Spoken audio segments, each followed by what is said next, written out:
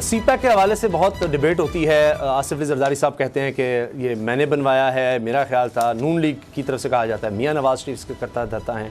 लेकिन एक और बहुत बड़ा क्लेम सामने आ गया है। मौलाना फजलुर रहमान साहब की पार्टी के सीनियर रहनुमा हैं राशिद सुमरो साहब, वो क्या कह रहे हैं ज़रा देखते हैं।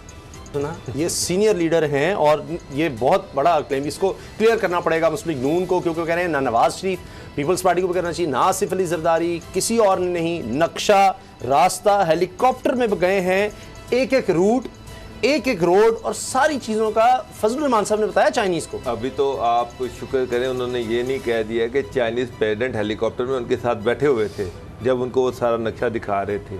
उन्होंने तो ये भी क्लेम कर दिया है कि वो जो चाइना की वन रोड और क्या वो पॉलिसी है, वन बेल्ट वन रोड जो पॉलिसी जिसके तहत सीपैक बनाया गया, वो कह रहे हैं कि जनाब ये हमने उन्हें बताया कि यहाँ से सीपैक निकालो, हमने उन्हें यहाँ से बताया कि ये आइडिया दिया कि यहाँ से सीपैक निकाला जाए, और फिर चाइनीज़ को साथ बिठाकर हेलीकॉप्टर पर उनको रास्ता दिखाया कि ये देखिए ये आपका बॉर्डर है, ये समुंदर है और यहाँ से ये रास्ता गुजरना है। यानी कि मुझे एक बात बताएं, ये किस दौर की बात है, ये उन्होंने ये नहीं बताई कि मौलाना जब अपोजिशन लीडर थे उस वक़्त जनरल मुशर्रफ के दौर में, या मौलाना जब जरदारी साहब के दौर में कश्मीर कमेटी के सदर थे, तो वो बीइंग कश्मीर कमेटी के सदर वो चाइनीज़ को लेके फिरते रहे, क्योंकि उस वक्त जरदारी साहब कहते हैं सीपैक मैंने बनाया, मैंने एग्रीमेंट किया था। नवाज शरीफ साहब कहते हैं कि जनाब वो मेरे दौर में चाइनीज़ प्रेसिडेंट आए और हमने सीपैक का आगाज़ करवाया। तो ये मौलाना किस दौर में ये हेलीकॉप्टर लेके वहाँ पर फिरते रहे हैं और किस कैपेसिटी में लेके फिरते रहे हैं? मेरा मतलब है कि क्या केपीके में इनकी गवर्नमेंट, क्रेडिट तो देखें कर्नल साहब देना चाहिए। वो कह रहे हैं कि फजलुर रहमान साहब ने सारा, ये बात सही है, वो कह रहे हैं ना अमेरिका की साम्राज्य की बात होती थी, तो ये रास्ता फजलुर रहमान साहब ने दिखाया कि छोड़ो अमेरिका को, चाइना को बताया कि वन बेल्ट वन रोड बनाओ, इस तरह ये सारे मुल्क जो हैं बरे-आज़मों को जोड़ो, उसमें पाकिस्तान से सीपैक गुजारो, ये रास्ता है। ये तो फजलुर रहमान से बड़ा इंकशाफ है। एक अजीब एक मजाक है कि जिस तरह डोगर साहब ने कहा कि क्या आपकी कैपेसिटी थी, क्या वज़ीर-ए-आज़म थे, क्या आप सदर मुल्क थे, चाइनी एम्बेसडर या चाइना के जो अहदेदारों को हेलीकॉप्टर में लेके क्या आपकी हैसियत थी, क्या आपका मतलब स्टेटस था कि आप ये चीज़ें कर रहे थे? अब एक नया पंडोरा बॉक्स है। बहरहाल मेरा ख्याल है सर इसका नाम सीपैक की जगह ना एफपैक होना चाहिए। नून लीग और पीपल्स पार्टी की जो क़यादत है उनकी जानब से इसके ऊपर मेरा ख्याल है नाराजगी का इजहार किया जाएगा, क्योंकि पहले तो हम क्लेम यही सुनते हैं, जरदारी साहब का जवाब आता है नहीं, हमने किया है नहीं वो मान लेंगे। अच्छा नवाज शरीफ जो इस वक्त मौलाना को पता है कि इनको मेरी जरूरत है, मुझे इनकी जरूरत नहीं है, मौलाना तो पहले नाराज है दोनों से। असल तो वो नवाज शरीफ बार बार उनके पीछे फिर रहे हैं कि कल अगर सड़कों पर आना पड़ा तो मौलाना की जरूरत होगी, तो फिलहाल वो मौलाना जो भी कहेंगे ना वो तस्लीम कर लेंगे। अच्छा कुछ सवाल पूछिए शेख रशीद साहब। शेख रशीद साहब के जो सवाल हैं 10 सवाल हैं, मैं आपके सामने रख रहा हूँ। उन्होंने पूछे हैं मियां नवाज शरीफ से। मरीम साहब ने तो कहा है कि मैं ऐसी लव और बेहुदा बातों का जवाब देने पसंद नहीं करती, मजाक है। बहरहाल सवाल उनके अपनी जगह है शेख रशीद साहब के। तो पहला सवाल जो शेख रशीद साहब ने किया है वफाकी वज़ीर रेलवे ने, अवामी मुस्लिम लीग के सरबराह ने, वो ये है कि नवाज शरीफ ने उसामा बिन लादेन से कितनी मुलाकातें की और बतौर चंदा कितनी रकम ली। दूसरा सवाल, खबर एजेंसी को अजमल कसाब के घर का पता किसने बताया और अजमल कसाब की मालूमात किसने भारत को फराहम की। तीसरा सवाल, नवाज शरीफ बैरून मुल्क जाकर दुश्मन मुल्क के सरबराह मोदी को फ़ोन क्यों करते थे? क्या इन्हें पाकिस्तान से मोदी को फ़ोन करने में ये खतरा था कि मुल्क की सलामती के खिलाफ बातें अफशा हो जाएंगी? बहुत बड़ा सवाल है। चौथा सवाल, नवाज शरीफ ने बैरून मुल्क से मोदी को जितनी कॉलें की, इनकी तादाद और एजेंडा क्या था?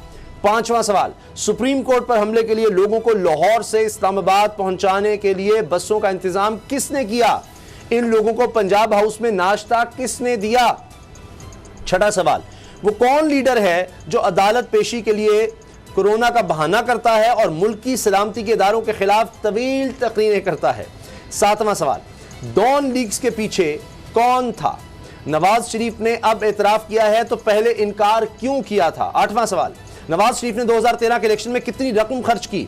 इलेक्शन के लिए सैफुर रहमान ने कतर से कितनी रकम भेजी? नौवां सवाल, मरीम नवाज की नैब पेशी पर पथराव की मनसूबाबंदी लंदन में कितने दिन में हुई? पत्थरों के थैलों की वीडियो नशर होने से रोकने के लिए टीवी चैनल्स को कितने फोन किए गए? 10वां सवाल, बेनज़ीर की किरदार कुशी के लिए हुसैन हक्कानी ने पीटर गैरेथ के जाली खत पर जाली दस्तखत किसके कहने पर किए? ये सवाल शेख रशीद साहब ने पूछे हैं। असद करल साहब, इनके कोई जवाब हैं? मेरा ख्याल है जितने भी ये सवाल हैं बड़े अहम हैं, संजीदा हैं, बड़े संगीन इल्ज़ामात हैं इनके अंदर, जो शेख रशीद साहब ने ये चीज़ें सामने रखी हैं सवालात। और आज अपॉर्चुनिटी भी थी मरियम साहिबा के पास, लेकिन उन्होंने इसका सवाल का जवाब नहीं दिया।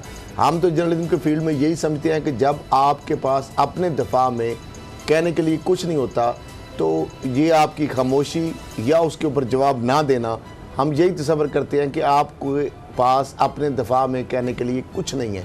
शेख रशीद साहब ने बड़े ज़बरदस्त सवाल किए हैं और इन सवालों का जवाब ना तो नवाज शरीफ साहब दे सकते हैं, ना मरियम साहिबा दे सकती हैं और ना ही वो देंगे, क्योंकि उनको पता है इसके किसी सवाल का जवाब उनके पास ऐसा नहीं है। जो शेख रशीद साहब के सवाल, उनको ये भी पता है कि इसके फैक्ट्स भी हैं, बहुत सारी चीज़ें तो पब्लिक भी हो चुकी हैं कि वो मोदी को, आपको पता है जब कॉल इनकी पकड़ी गई थी बाहर से जाके फ़ोन क्यों करते थे। ये जो अजमल कसाब का जो पता है वो किसने दिया था और किस चैनल पे ये खबर लगी थी, ये सारी चीज़ें, ये एक एजेंडा है। और डॉन लीक्स जो है उस वक्त आपने वज़ीर आज़म हाउस के अंदर से वो सारा जो स्क्रिप्ट था वो किस तरह लीक किया गया, ये भी रिकॉर्ड पे चीज़ें, बहुत सारी ऐसी चीज़ें तो पब्लिक रिकॉर्ड में है, पब्लिक डोमेन में है, तो उसको ना तो ये डिनाई कर सकते हैं। ये मोदी से फोन कॉल्स इस तरह से क्या ये मुमकिन है? ये किया जाता है कैसे? उसामा साहब, मुझे एक बात बताएं, क्यों नहीं मुमकिन?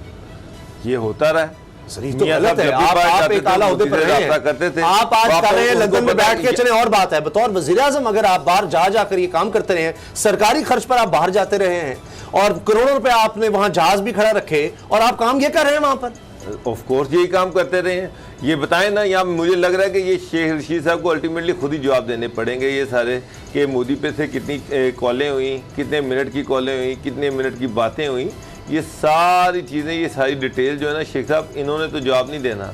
मुझे लग रहा है कि ये आपको खुद ही जवाब देने पड़ने हैं, आपको खुद ही कौम को बताना पड़ना है। अचानक शादी पर आ गया था, जानना भी चाह रही है कि जनाब ये जो आपकी नवासी की शादी पर अगर मोदी अचानक आ गया था तो वो अचानक नहीं था, ये पहले से काफी यारियां दोस्तियां थी, इसका मतलब है। और वो बाहर जाकर मेरी उसामा साहब, मोदी इतना पागल तो नहीं है, कोई ना कोई उसको इनविटेशन दिया गया था, उसको बुलाया गया था, पूरी प्लानिंग के साथ आया था।